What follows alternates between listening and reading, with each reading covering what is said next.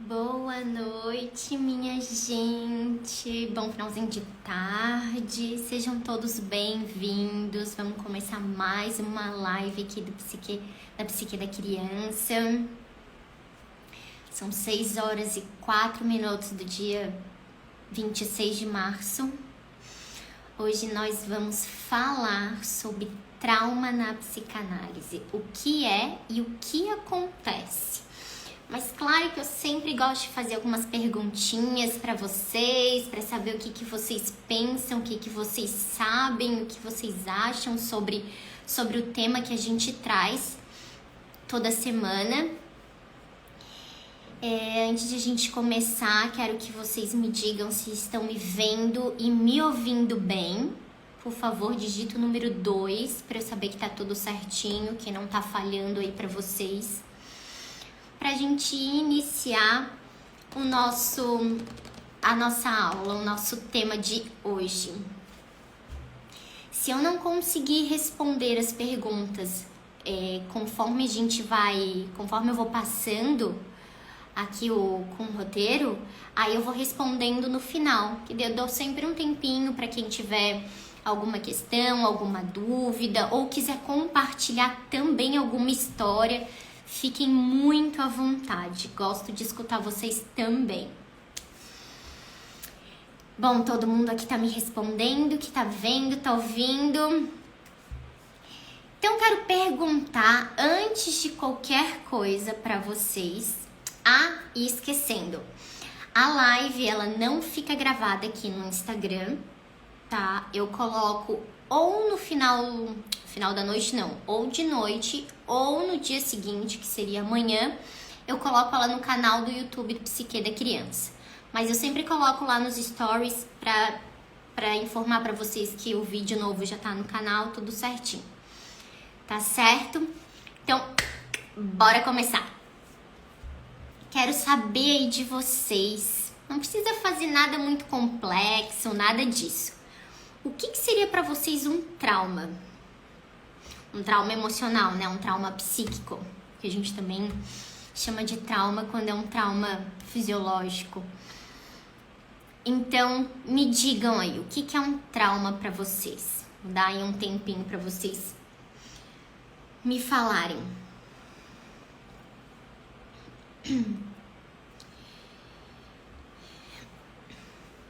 Bom, Vamos começar aqui então. Quem for me respondendo vai colocando aí, eu vou complementando aqui com o que eu vou falando pra vocês. O que é um trauma?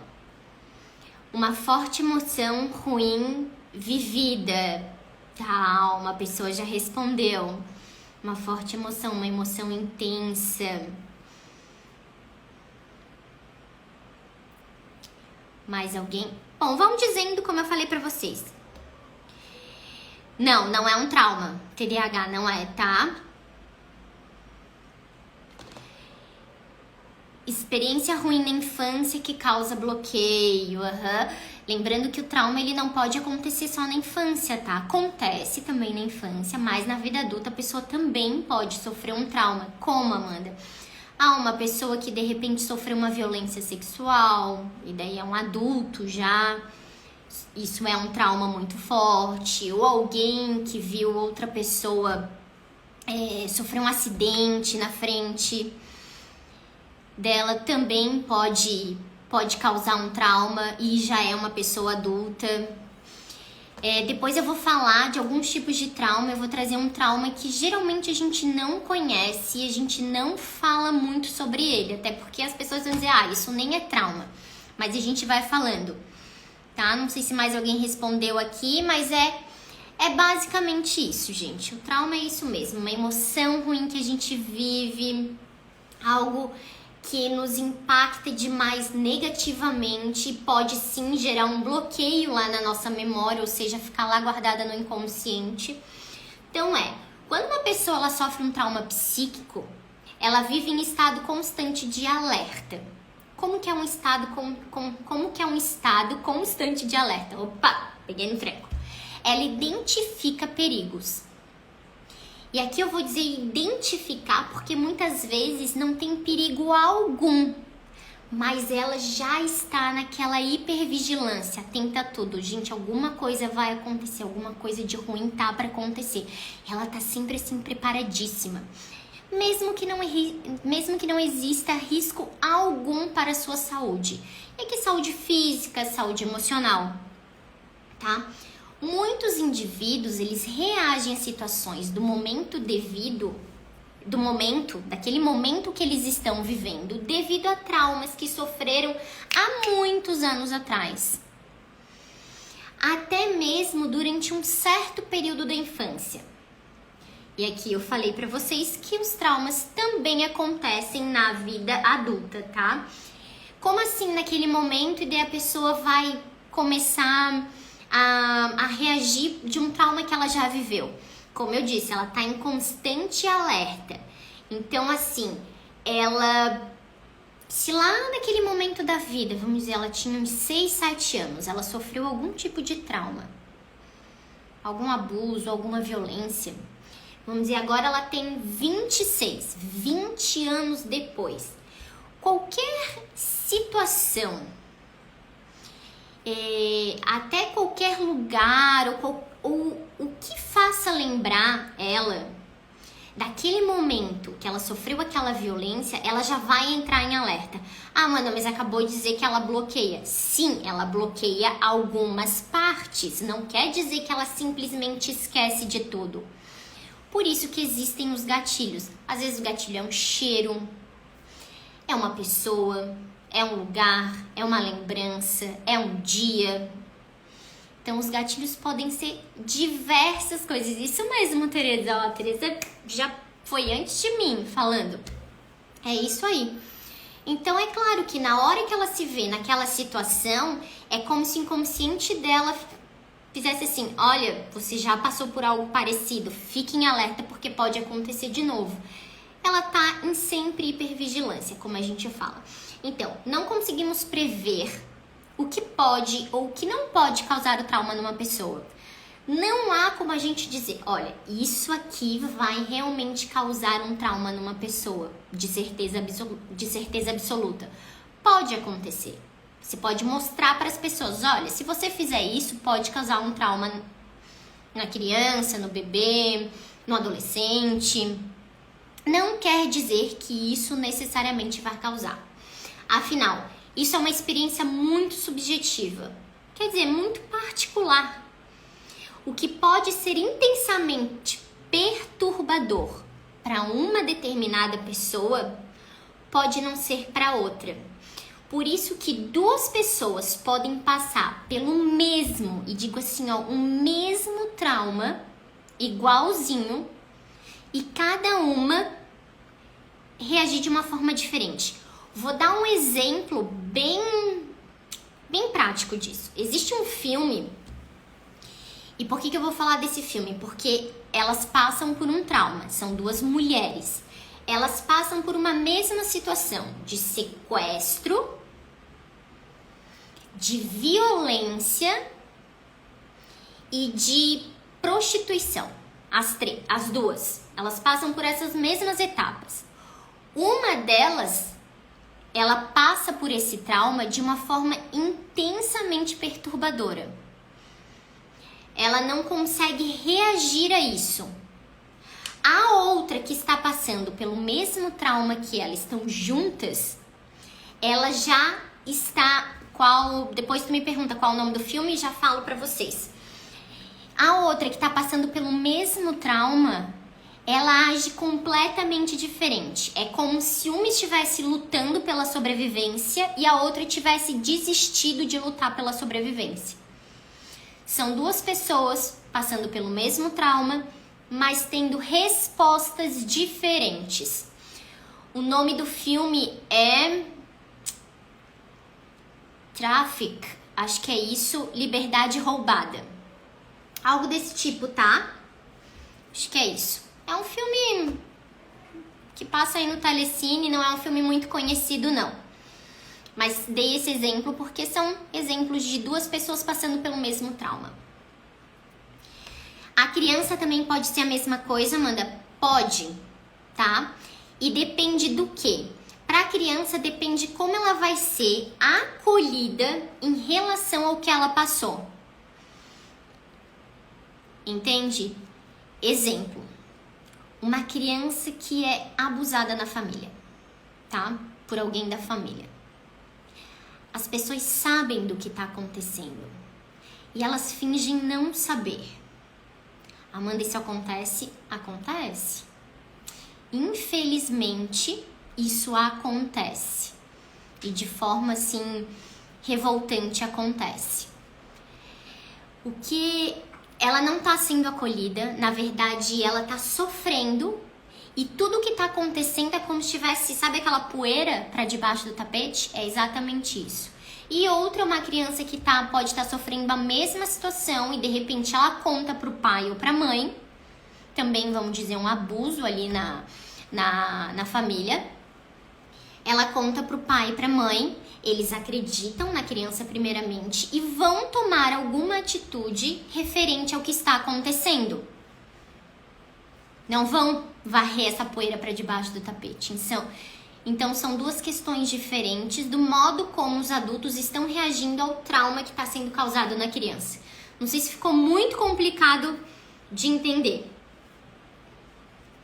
Mas qualquer coisa eu vou formulando de outra forma para vocês. Então, opa, calma aí, que eu passei aqui demais. Tá, falei que é uma experiência muito subjetiva. Como saber se eu tenho um trauma? Sempre validar o que a criança conta, exatamente. Outra coisa em relação ao trauma da criança.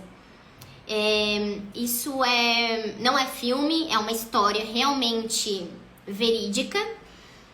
A babá bateu o carro com a criança de 2 aninhos dentro do carro, tá?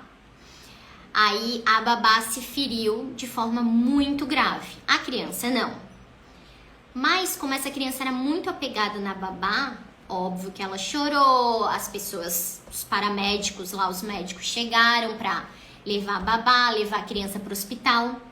E o que aconteceu? Durante muito tempo, essa criança ficou repetindo o que tinha acontecido. É como se ela recontasse aquela cena do que tinha acontecido. Que a babá estava dirigindo e de repente deu um barulho, ela faz o barulho do carro batendo, um carro batendo no outro, e que a babá teve que ir para a ambulância, ele faz o barulhinho da ambulância, uma criança de 2 anos de idade. O que geralmente os adultos fazem nesse período? Ai, deu, chega, não fica contando. A criança precisa disso, tá? Ela precisa contar, ela precisa organizar isso emocionalmente, psiquicamente, para ela conseguir lidar. Tá? Então, quanto mais a criança tá falando e mais a gente tá escutando, tá atento, tá respondendo ao que ela tá nos perguntando sobre algo que ela passou, mais a gente tá acolhendo ela. Tá certo? Então, como saber se eu tenho um trauma? Então, é muito difícil saber de forma exata se você tem ou se você não sofreu, se você sofreu ou se você não sofreu um trauma. Principalmente na infância. Porque a gente esquece, é trabalhoso, é um processo para lembrar de certas coisas. Então, mas podemos ter alguns exemplos de situações que são respostas traumáticas. Vou citar aqui para vocês, deixa eu ver, 1, 2, 3. Aqui a Cleidiane, vamos ver. Tem um trauma muito grande, só hoje, depois de anos, consegui falar, viu? Exatamente, Cleidiane. Às vezes a gente até lembra, mas a gente não consegue colocar isso em palavras, tá? E daí o que acontece? Eu coloquei pra vocês os stories do adoecimento emocional, né? Que é aquela palavra não dita, que é aquela coisa que fica assim no ar e a gente não fala. O trauma é a mesma coisa, a gente não fala e isso pode vir em forma de algum sintoma. Nunca esqueci de algo dirigido a mim pela professora. Tem coisas que são tão marcantes, gente, são tão marcantes, a gente fala assim, nossa, mas isso é tão banal. A pessoa pode dizer, mas não. Para a pessoa que escutou, para a pessoa que passou, não é. Porque lembrando, cada um sente e vive a experiência de uma forma. Então, quais são alguns exemplos lá, né, de situações que são respostas traumáticas? Uma delas, a agressividade. Essa daí tá no top 1 mesmo, a agressividade. A sua infância pode ter sido difícil e conturbada. Um ambiente de abusos, de violência, de terror. Mesmo que você acredite que isso não possa ter te afetado, essas situações extremas ficam gravadas no nosso inconsciente. Aí eu vou lembrar de tudo, como eu disse pra vocês, não. Lembra aquelas gavetinhas? Pensa na nossa mente ali, o consciente e o inconsciente. 2 gavetinhas. Uma a gente consegue abrir o tempo todo e a outra é muito difícil a gente abrir e ela tá trancadinha com uma chave. Ali tá o inconsciente. Então, qualquer situação que te deixe em estado de hipervigilância e alerta te torna uma pessoa agressiva para responder àquela situação. Então, quer dizer, você tá passando por uma... Vamos dizer, aconteceu alguma coisa e de repente aquilo te deixou em estado de alerta porque disparou um gatilho. Como que você vai responder àquela situação que te deixou assim? Com agressividade. E muitas vezes depois tu para e pensa, mas por que será que eu respondi assim se não era algo tão... Não vou dizer importante, mas algo tão grandioso. E daí a gente fica perdida nesses sentimentos e nessas reações que a gente tem e não sabe da onde elas surgiram. Quem aqui nunca passou por uma situação aqui?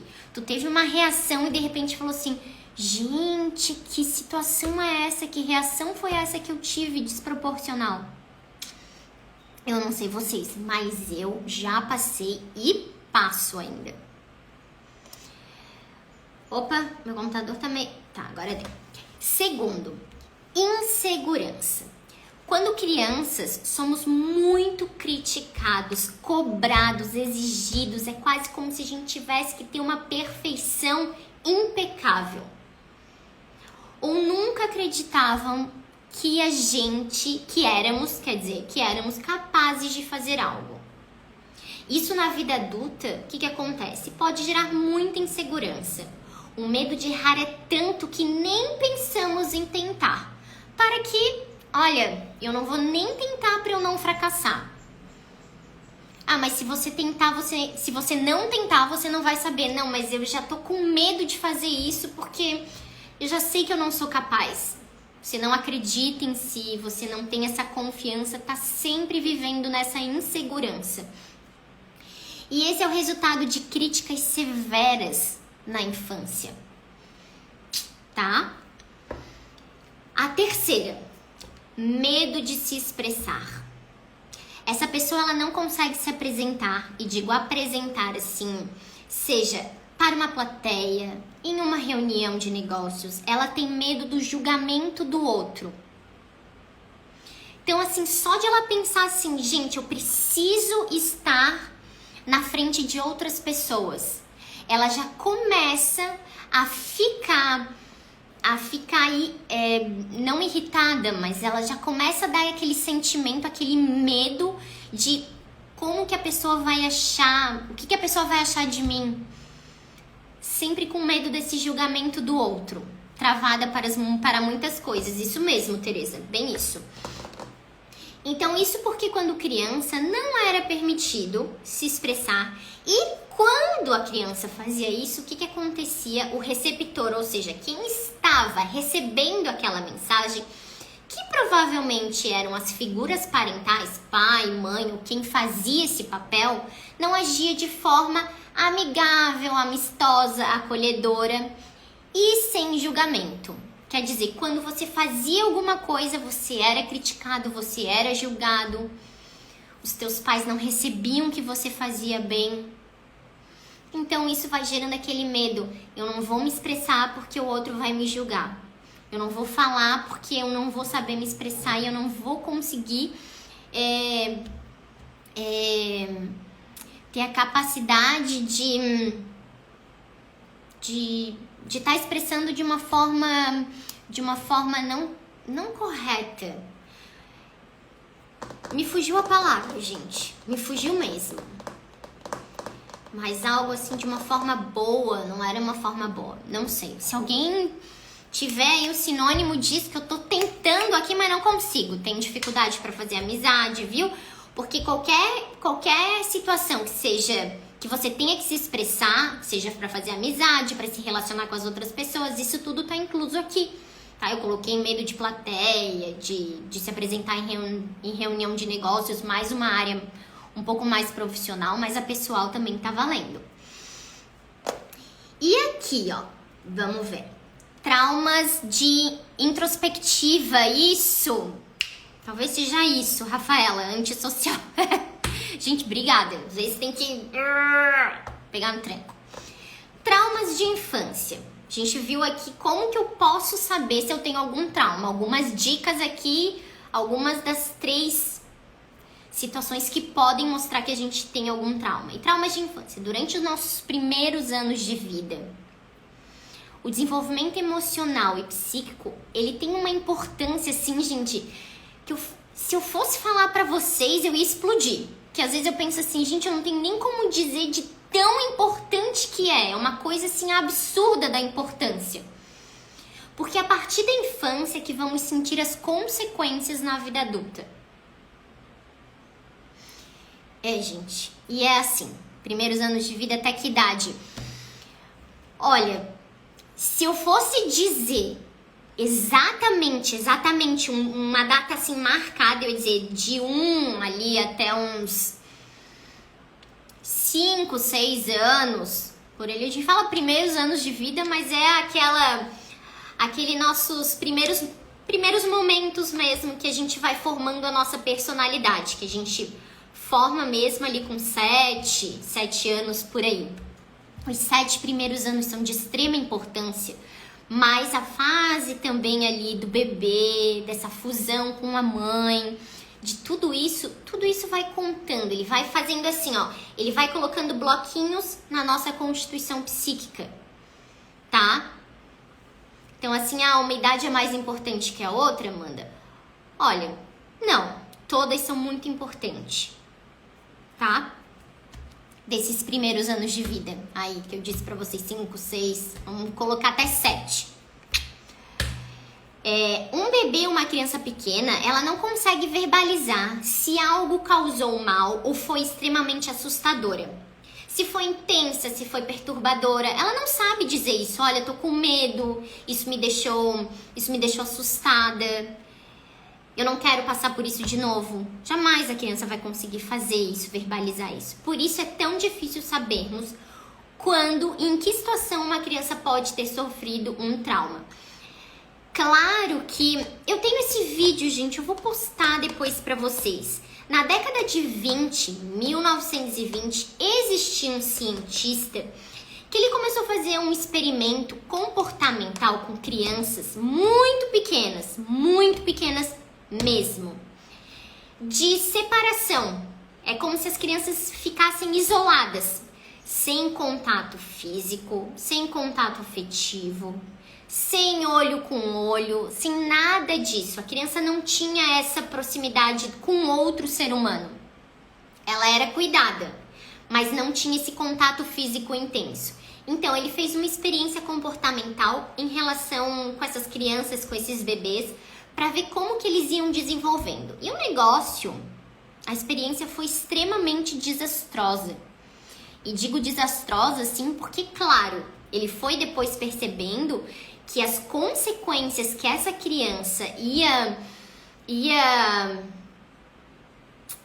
tomando, nossa, gente, as consequências que acontecendo com essa criança iam sendo muito prejudicial para o desenvolvimento dela. Crianças que ficavam doentes, que ficavam apáticas. Eu nem quero aqui dar muito spoiler para vocês, mas como a gente vai ter um próximo curso bem do básico do desenvolvimento emocional infantil, que logo vai ter aí para vocês, Nesse curso eu falo dessa questão de rejeição materna, dessas relações que a gente chama de inadequadas entre mãe e filho, relações que são insatisfatórias entre mãe e filho. Então, todas elas têm várias questões ali de rejeição, de hospitalização, de separação do bebê muito pequeno em relação à mãe, o que pode ir causando. Tudo isso vai estar no próximo curso que a gente vai lançar logo para vocês. Então, é claro que existem situações que não precisamos nem pensar se houve um trauma ou não. Ah, que tipo de situação, Amanda? Ah, um abuso extremo, uma violência, uma crueldade, uma negligência, um abandono das figuras de apego, das figuras parentais, mas que a gente chama de figuras de apego. Então hoje, devido a diversos estudos, pesquisas e avanço da medicina, da psicologia, da psicanálise, de todas as ciências da mente, podemos saber o que pode ou não prejudiciar o desenvolvimento da criança. Prejudiciar não, desculpa gente, errei.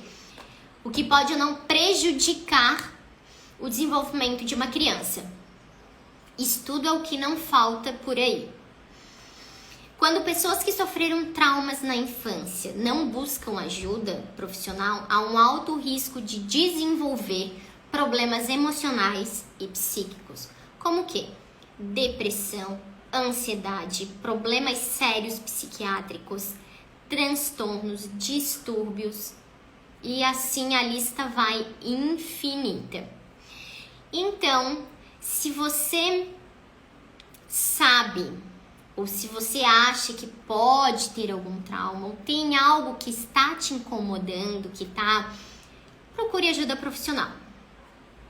Seja um psicanalista, seja algum outro tipo de terapia, mas procure ajuda profissional. O que eu ia falar para vocês da questão do trauma, gente, era o seguinte: que existem diversos tipos de trauma que a gente chama, né? Tem trauma que é aquele trauma que acontece uma vez. Sofri um acidente de carro. Ninguém sofre um acidente de carro o tempo todo, né? Toda semana eu tô sofrendo um acidente de carro. Não. Sofre um acidente de carro, então é aquele trauma que acontece de vez em quando. Tem aquele trauma também que é o trauma que é mais constante, que é uma violência doméstica, é um abuso. O outro tipo de trauma, o trauma intergeracional, que é aquele que vai passando de geração para geração. E deixa eu só responder aqui, Cleidiane. Eu posso, mas eu não vou falar agora porque não é daqui do assunto. Eu vou fazer uma postagem sobre isso, tá? Sobre a questão da psicose, tá? E é óbvio que ali já vai estar as questões do surto psicótico também. Mas já te aconselho, além de procurar um profissional, seja psicanalista ou psicólogo, e também buscar ajuda com um médico psiquiatra. Porque precisa tomar medicamento, precisa estar controlado, tá? Um surto psicótico pode ter consequências bem sérias. E existe aquele trauma que a gente chama de trauma vicário, que é um trauma assim, ó. Você não passou por aquilo, mas aquela pessoa tá te contando um trauma que ela viveu. Ela tá te contando tudo sobre o que ela viveu. E é como se você também passasse por aquele trauma. Entende? Imagina, Cleidiane, só de tu tá escutando a história, aquilo também vai te causando um trauma. Existe, tá? Só que é pouquíssimo falado, a gente quase nem... muita gente quase nem considera como trauma, mas sim, ele é. Quem trabalhou bastante com questão traumática, principalmente porque ele lidava com os soldados que estavam voltando da guerra, é um psicanalista húngaro que se chama Sándor Ferenczi. Ele trabalhou muito com esses soldados E uma das coisas que ele mais se questionava era: por que será? Aqui eu vou deixar essa pergunta no ar. Vamos responder em outro momento. Mas quem quiser, já pode trazer. Vou deixar depois até uma caixinha de perguntas sobre isso lá nos stories. Aí vamos ver o que vocês vão me responder. O que mais ele ficava pensando, assim, se questionando era assim: por que será que as pessoas que sofrem o trauma, esses homens que estavam voltando da guerra, eles revivem o tempo todo a situação traumática? Por quê? O que será que acontece para ele estar revivendo aquela situação? Se faz sofrer, se tá fazendo a pessoa sofrer, por que ela tá revivendo? Deixo aqui no ar e vou deixar lá uma caixinha depois de perguntas para vocês me responderem. Sempre eu respondo vocês, hoje vocês vão me responderem, quem quiser. Vou ficar muito feliz com a participação de vocês. Gente, alguém quer fazer uma pergunta? Tem algum questionamento? Quer compartilhar alguma história? Contar alguma coisa que tenha acontecido ou que já tenha vivenciado? Vou deixar mais uns minutinhos aqui pra gente conversar. Deixa eu até ver aqui se eu tenho Não, acho que eu não tenho, gente. Assim, quem não quiser trazer a pergunta pra cá também, pode mandar depois por direct, não tem problema nenhum. Vou repetir aqui pra vocês, a live não fica gravada aqui, então eu baixo ela e coloco depois lá no canal Psique da Criança do YouTube. Lá nos destaques tem um destaque só do canal do YouTube. Só clicar lá que você já cai direto na página. A Cleidiane tá contando aqui. Cleidiane, esse tipo de abuso, eu vou dizer pra ti que ele é extremamente doloroso. Eu não consigo nem assim colocar em qual seria pior, mas eu acho que sofrer um abuso sexual quando você é criança deve ser um dos mais terríveis que aconteça, né? E o que me traumatizou foi quando meu pai estava sendo velado, quando ele faleceu. Cleidiane, te digo assim, busca ajuda, que eu acho que é bem importante, se isso já tá te prejudicando, te atrapalhando no cotidiano, no teu trabalho, na forma como tu tá levando, como tu tá vivendo. Eu acho que isso é super importante, tá? Aqui no link da bio, tá? Tem o WhatsApp que tu pode mandar, a gente pode conversar por ali para saber mais sobre isso, mas te aconselho a sim procurar ajuda. E ajuda também, se tu tem algum tipo de transtorno, alguma coisa, procurar também ajuda psiquiátrica, que não há mal nenhum. Infelizmente, o que acontece é que cada vez mais as doenças psiquiátricas aumentam, né? A gente não vê diminuir, como eu vejo gente, antigamente era assim, agora já tá diferente. Não tá diferente, gente. O que tá acontecendo é que elas estão aumentando. E por que elas estão aumentando? Por que será? O que tá acontecendo? Então, isso, minha gente. Vou ficando por aqui hoje. Semana que vem teremos mais. Muito bom estar com vocês aqui. Sintam-se abraçados. Um beijo no coração de vocês. Muito, muito obrigado pela participação. Um bom finalzinho de domingo e uma excelente semana para vocês. E até semana que vem.